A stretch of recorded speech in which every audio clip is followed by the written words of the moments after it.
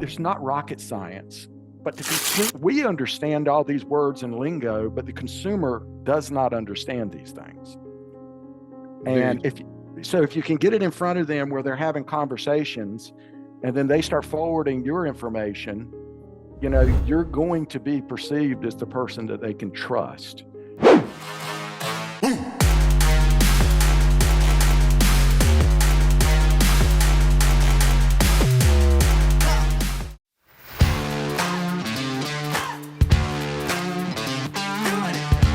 Welcome back, everyone. We've got Sierra Interactive with us. We've got Scott, Jaycie, and Buddy Blake. And we're going to be talking about creative ways to connect with people that want to sell their homes. And Buddy just shared with us some amazing things that he's doing, some discoveries that we're going to go through.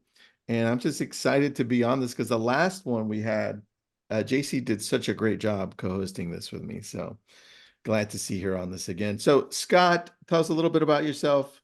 Yeah. You're on this one with us. Appreciate that. So Tristan and everyone, I'm actually the director of channel sales. So what I do here at Sierra is we kind of look for ways to continue to partnership with other folks that want to use our services, and so part of that is kind of some of the masterminds and webinars and things that we do. So I'm excited to be here today to kind of share some of that insight with you all as well. I love that. And Jaycie, once again, for those that are new, what are you up to at Sierra? Of course. Hi, everybody. I'm the director of marketing over at Sierra. So work super closely with Scott and the rest of the team to, really just bring you guys great ideas. And we're super excited to have one of our top clients, Buddy Blake, on with us today. So Buddy is a longtime Sierra user, has some great ideas. We actually had heard about a lot of what he was doing on the seller side of things on a brainstorming meeting that we had with him back in December. And I said, hey, let's share this with the broader network so that we can share with you guys some cool ideas that are just beyond some of the standard things that you should be doing to get listings during this time. So thanks for having us. Thanks. And Buddy, you're the star of the show, man. Tell us a little bit about you and where you're at. Well, I'm in Wilmington, North Carolina. I am probably older than most of you guys. I actually knew Jaycie at a different platform years ago, or at least was there. And I think I've been on every CRM and system there is. But I've owned brokerages. I run a small team now. I owned Remax brokerages for 13 years. And then I sold my brokerage to a Coldwell banker, one of the largest in the world. And now we are running a team out of that, it's really nice to not own a brokerage now, in a shifting market with overhead. So I'm enjoying just working with my team, and it's given me an opportunity to re-engage with building out, because we were early on with home value leads. We built guaranteedsale.com years ago with Jay Kinder and some of those guys. And then we sold that to Real Estate Webmasters. So we were kind of the only other thing out there other than a Zestimate. And, but then everybody jumped in. So, but long story short, but what we found is we've been nurturing these leads that we created, because everybody said, oh, they're crap. They come through Facebook, over the years. Well, we've probably got 10 or 12,000 seller leads in our system. And we did start using Ryan Young's High Fellow, and that is the most disturbing but good information you get, because you get an email every day when somebody in your database lists their house with some other agent.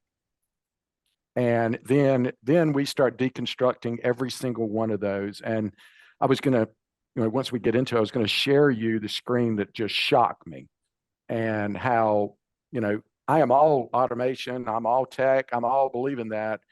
But when it comes into a transitional market with sellers, and especially with most of them being local, I think the field is so diluted, and the windshield is so full of bugs being realtors, bugs being automations. I don't think that they're paying attention, and whoever is top of mind when whatever life change happens is who they're calling. And we're trying to break through. And since we kind of fell into this, we started tracking this thing for the last 2 or 3 months. I mean, we're about as old school as you can be hitting these people. I mean, as simple as business cards, as simple as whatever it takes. But we have figured out some other ways to get their attention and systems that they seem to trust. So we use our Sierra system. We leverage some others like Loom because the deliverability on platforms like that is extremely high. Mhm. Same thing with Adobe. We started sending our stuff through Adobe a lot because the deliverability is extremely high. And just we're less reliant on a lot of the texting. I mean, we still do it, but we're trying really hard to pull back on the automations and get front and center with these people. I've got a whole plan I can share with anybody that wants it. I mean, we call it, it goes into the details exactly how we've been doing it because I created it for my team and for folks that I kind of coach with. I call it proof of life marketing. Show them proof of life that we are real. And because right now, nobody is sending these people anything, getting in front of them physically because you can't scale it and you can't leverage it. Mm-hmm. And we've tried thanks.io, send out cards, all the nice automated handwriting. Doesn't work. The customer understands this stuff. They get it. So all right, well, let's start with that and then go backwards. But what is proof of life marketing? What does that look like? All right. Well, let me show you. Can I show you one thing that I think it'll help? Sure. We started tracking from real seller leads from High Fellow that we're able to see the people that's in our database, leads that we have paid for. Some of these go back to 2015. We have been sending these people things, market updates, e-alerts, everything. But I want you to look. Now, we've got a sampling of 93 because it's really hard to track these because there's no way to automate it. We called 93% of these people and spoke to them if they had a valid number.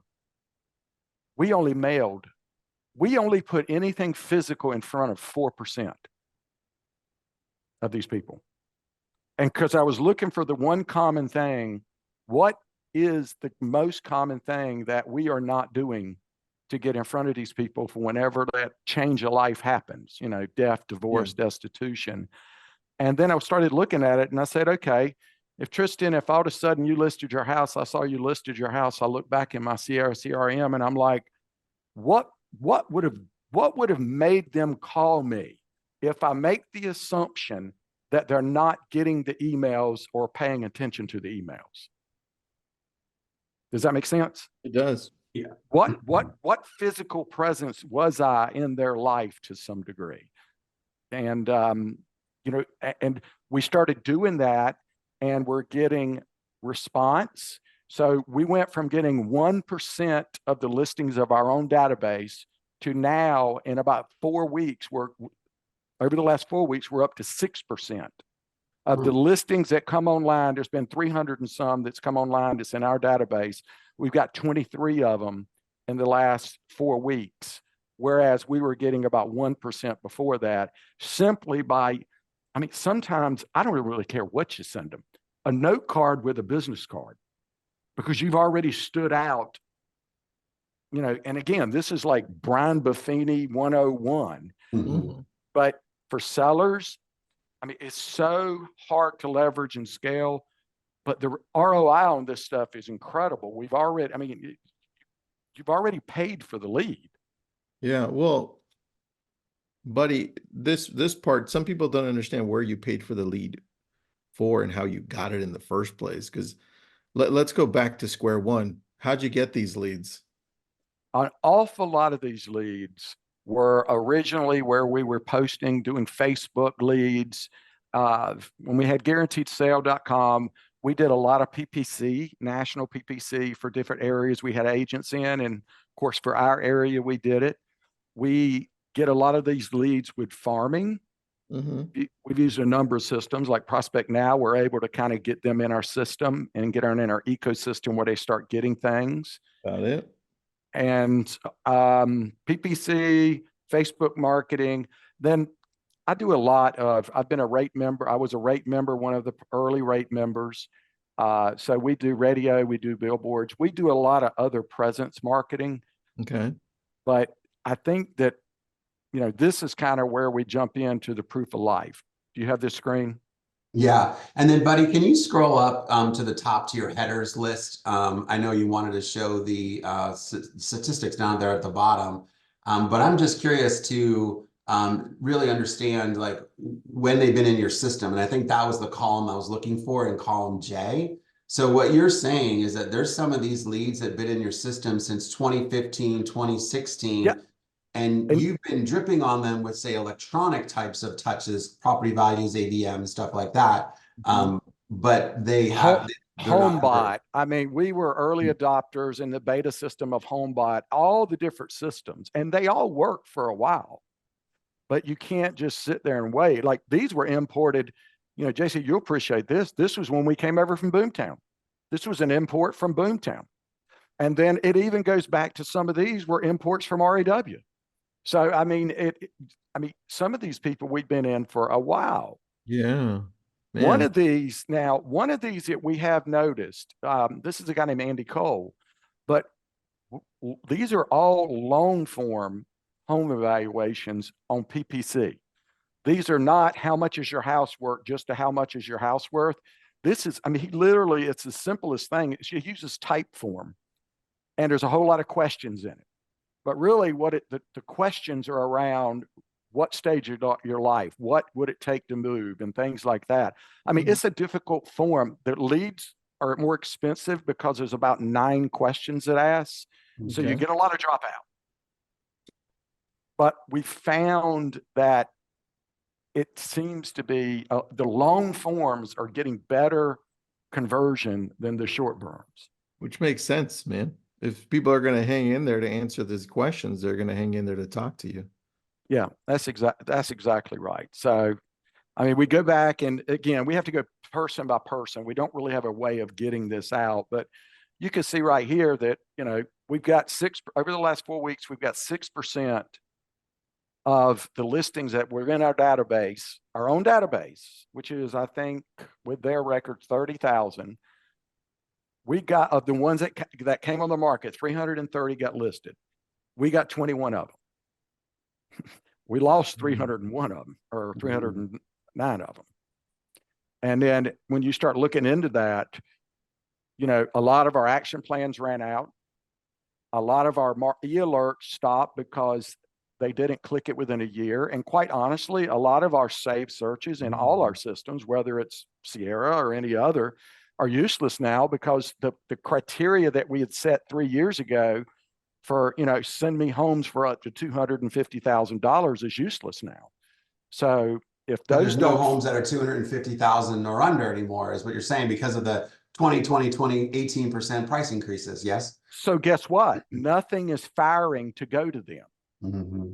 So it's almost like there needs to be, we have to go through item by item and reset all these e-alerts, all the market updates, because the market has just shifted so much in the last 3 years. Our average price was $250,000, 2019. It's $540 now. Mm-hmm. So, but all of these things, but I didn't start thinking about that. But when I started I hate those emails in the morning. When I get those emails at those lost opportunities, all I can think about is they've been in my system since 2016. And I can scroll back, dozens of pages with emails, text messages, we've been through every automation system you can probably buy that just plugged in, and it didn't work. So many of them never responded to one single thing. And we called them and talked to them. But now, we send out stuff and it's getting their attention because we're the only ones doing it. And I'm not talking about mass postcards and crap like that. Mm-hmm.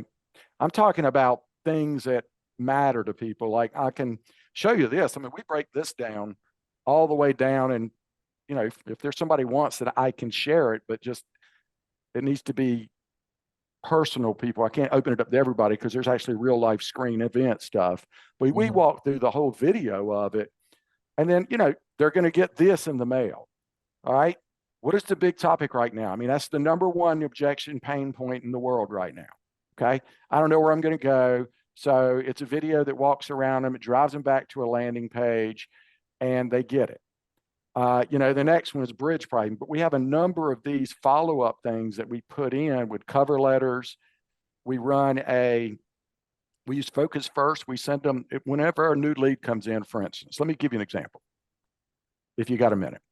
We do a 10-year, like if somebody comes in and they re-engage, they do a home value lead, they email, they call back, any kind of behavioral or anything like that we can see that they're re-engaging. All right.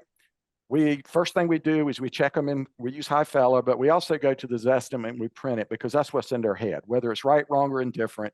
If you go on a listing appointment or talk to a seller, you better go ahead and know what that is, because I can assure you they already do. So, buddy, can I interrupt you there real quick? Hold that thought. So here's a best practice. So we have a custom field in Sierra. And what some folks of ours have started to do is, to your point, as soon as that seller lead comes in, they go out to Zillow and they look up the Zestimate for that property. They copy and paste that Zestimate and put that into the custom field in Sierra. And then in these URL string, you can customize the URL string, like what it's called. They put 3 bedrooms, 2 baths, say $550,000. And it obviously has a date that was in there. Right. So now you're rolling through those people and looking for something to talk to them about. And you could go back 4 months later. And now all of a sudden you pull their Zestimate because the link's live, right? You've linked it to Zillow. And then you click on the link and now it's not, say, 500, it's 600,000. Now there's a conversation to say, you know what? The last time we took a look at this for you, it was 550,000. Today, we just looked at it again. It's 60,000 or 600,000. So there's $50,000 worth of appreciation just in the last 4 months. Have you considered making a sale? So it's a good best case use for that, for doing exactly what you're currently doing, but for logging that data. Well, we're doing it, but one thing, I mean, we're having it post in notes. We've got an API. We've got the access to the API to Zillow, which everybody does. And you can actually take, and if you can kind of quasi run it through Zapier, and you can get that update into your notes system too. So you can do it that way. It's a little antiquated, but we just want to see what people are looking at. If they're looking at values, but then, like for instance here,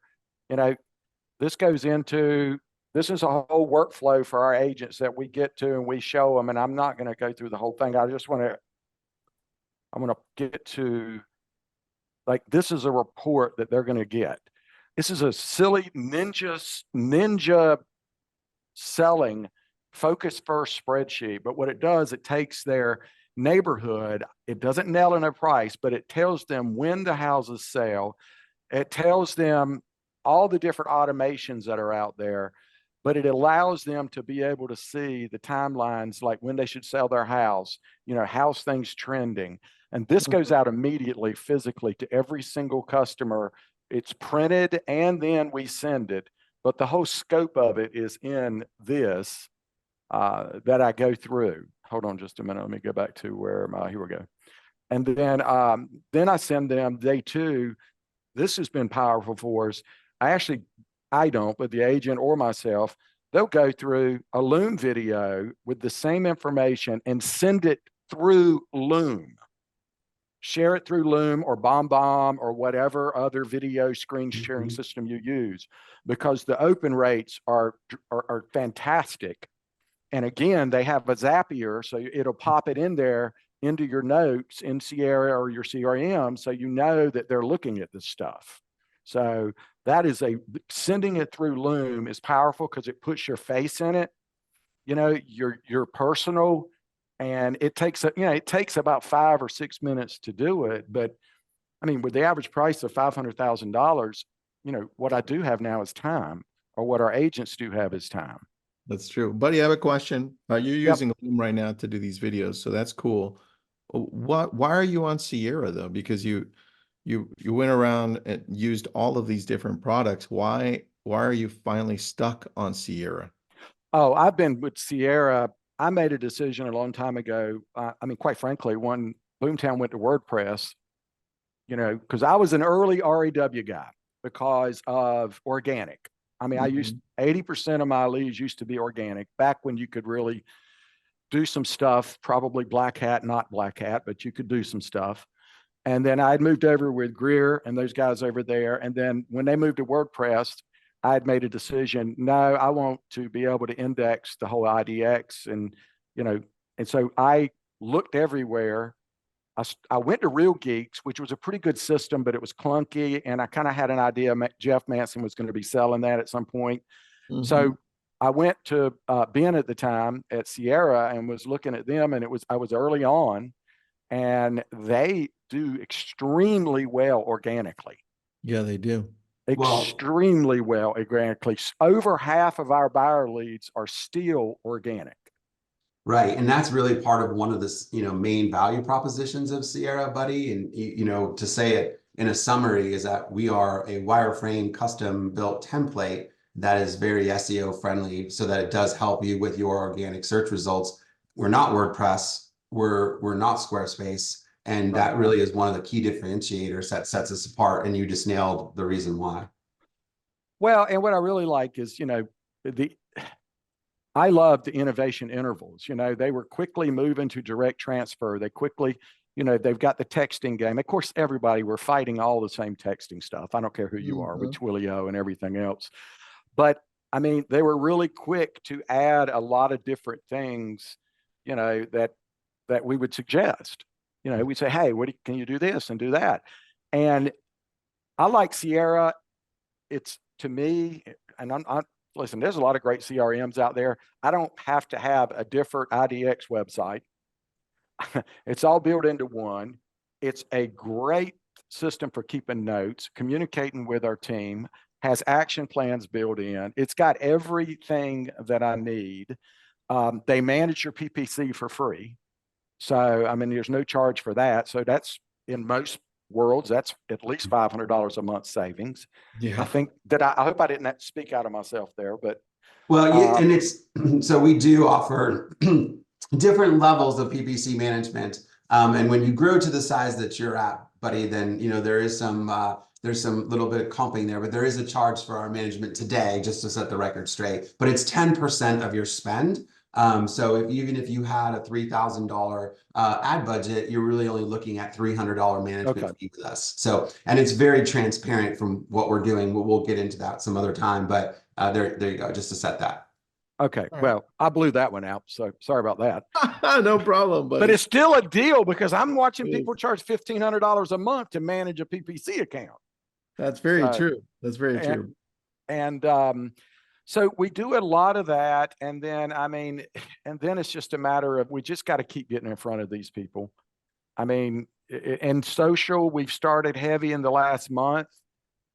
We use somebody that we're retargeting through YouTube, where we hadn't been using YouTube. We've been doing some retargeting with buyers on the Facebook side and Instagram, but now we've moved every bit of that to the seller side, because if they're getting it in the mail from us, if they're seeing it on YouTube, if they're seeing it there, and then of course we've been doing a Monday morning coffee system, which Jaycie had mentioned. It's just literally, it's not every Monday, but I started it probably 16 years ago. It is the best dollar productive I ever did.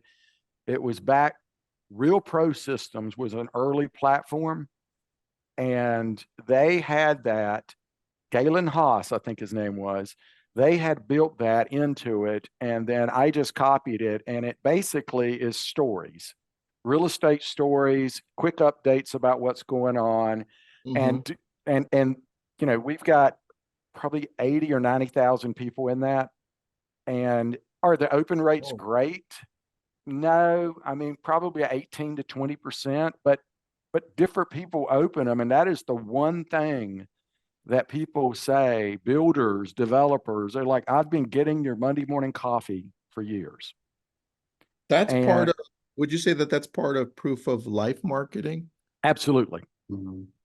Okay. That's proof of life, but I think you got to get physical. Our industry has, we're trying to do everything electronically, but the only reason real estate agents are around is because it's a very personal and emotional and a difficult decision and a very unique decision.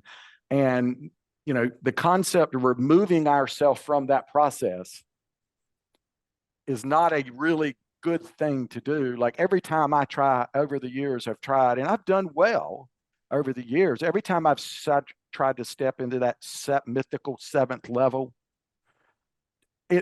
it never works for me, because what I've learned is I still need to go on a few listing appointments with some of my agents to be relevant, because the conversations that are being had now are whole different conversations that were had years ago.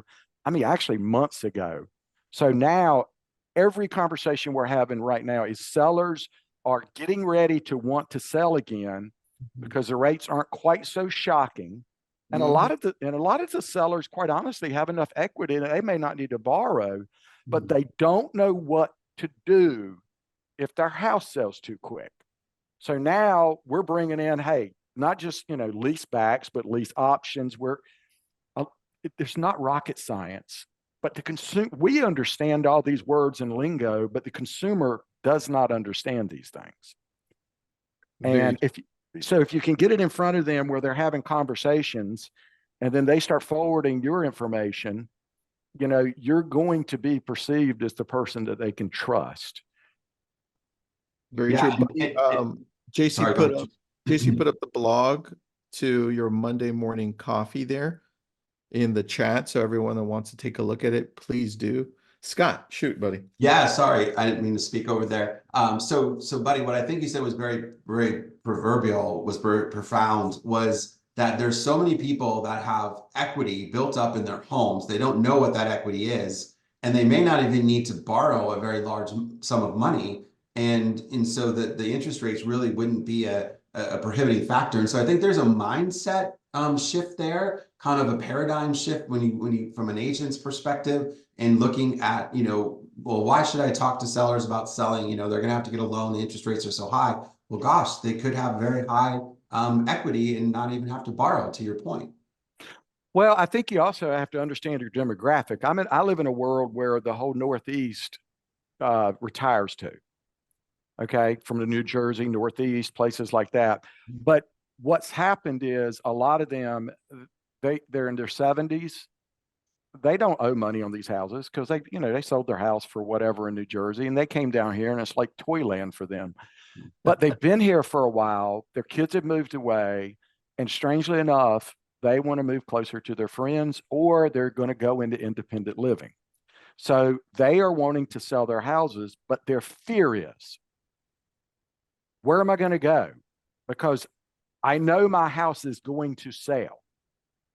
Where am I going to go while I'm waiting? Because if it's independent living, you typically are on a waiting list for 3, 4, 5 months. So where am I going to go in that gap? If I got to build a house, where am I going to go in that gap? And they do not want to move twice, and they do not want to have any extra hassle, and they do not want to risk the normal, hey, I'll sell you my house, I'm going to close, I'm going to move out, I'm going to go to a short-term rental. That's not going to work for these people. So that's a big segment of our demographic. But then we also have, we're close to Camp Lejeune and Fort Bragg military. And, quite honestly, you better know your products, your financial products, because, I'm big on the company that owns where I'm at now, owns a big mortgage company. But I also talk about some of the other products, like you can get a 5.25% 30-year VA rate with the Navy Credit Union. Okay, no points. Well, you better know all your products and not just your favorite lender's products, because that's the conversation. Because when you start talking with 5s in the front, the fear of buying goes away. And the fear of selling goes away. Well, that's because of your consistent connection to what's currently happening with your audience. How do you connect with them? Through mailers and through calls using Sierra? What type of marketing are you doing, and what does a conversation sound like? Is it around the same thing? It's around the same thing. I send out the Monday morning coffee. They don't want me doing that. I don't send that out 100,000 emails through their servers. So I send that out. I use Flowdesk for that. And I move. I move from MailChimp, but they're expensive. Blah blah blah. So I use Flowdesk, and I drive them back to landing pages and blog pages with conversion points. But we've also, on those type, we've pulled back on forced registration, because we're trying to be a little more Zillow-ish in how we deal with people that's already in our database. Because, I mean, the reason the consumer goes to Zillow is because they don't want to be forced to be talking to an agent right away. I mean, that's just it. And they want to be able to act when they're ready. So we go there. They have really, Sierra has really nice landing, whether you use the blog or the content pages, you can create really nice forms. You can do HTML embeds, like widgets for different third-party systems. We do video a lot. They have a really nice video platform where you just put in your link to either your Vimeo or YouTube. I put stuff on YouTube only because for exposure, but I prefer using Vimeo because it doesn't expose them to who knows what at the end of the video. And I think it's a better presentation. But we use it as our central everything. Sierra is our CRM. It is our task system. It is our transaction system. I mean, it is everything that we do, we drive it back. We do use third parties to help figure out what's going on, because we realized a long time ago, if somebody's on your Sierra, call it, and they're not looking at houses, well, that doesn't mean they're not looking at houses. They're just not looking at houses on your website. Yeah, that's true. That's very true. So that's exactly right. And, so you can't just assume by the activity or inactivity on the website. And then I just don't trust that our emails on any system are getting through the way they once did. Buddy, you're a wealth of knowledge, man. I'd love to have you back. I think we only scratched the surface of what you offer as far as value for real estate so that we could do better. Scott, Jaycie, anything you want to say in closing? Well, I was just going to say that, Sierra does have an open API, right? Which is we're not a closed ecosystem, so that it does allow tools that Buddy was referencing earlier to be integrated in the widgets and the things that we do that complement the already very rich, product offering that we have. So that's all my closing statement on that. I think I was just and I going to will jump say in. the automations, real quick. They have amazing automations. They've taken automations to a new level. And I play with some of these other systems now too, because I have to with the brokerage. But I will tell you, they're second to none with their automations and their Zapier of triggers. And just to tag onto that, I think, Buddy, a lot of what you've talked about before is getting back to basics when it comes to generating listings and really excelling at some of the basic things. You talked about sort of doing like a database audit almost that will update, some of the alerts and stuff like that you have going out, because there are not homes within price points that there were several years ago. So that's just a great strategy for everybody, especially. Or they haven't clicked one in a year, and then all the systems, they kind of unsubscribe. That's just the way it works. And you need to re-engage with these people.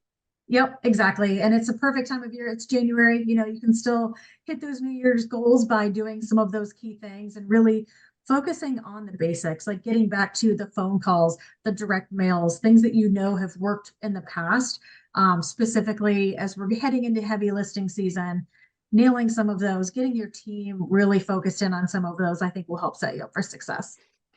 I like that, Buddy. I love how you use Sierra as the core to everything, and it all leads back to Rome. So, well, we teach here's the deal. Our agents, we're able to train them in one system. We don't train them in the other systems. We bring it all back there. But I don't want to train agents in multiple systems. So that's it. All I have to teach them is how to get on the phone, how to hit the dialer, and use the smart filters. We'll take care of everything else. Buddy, thank you so much. Scott, Jaycie, thanks for jumping on. Thank you. Thanks for having Tristan. us. Bye, everyone. Have a great day. Bye-bye.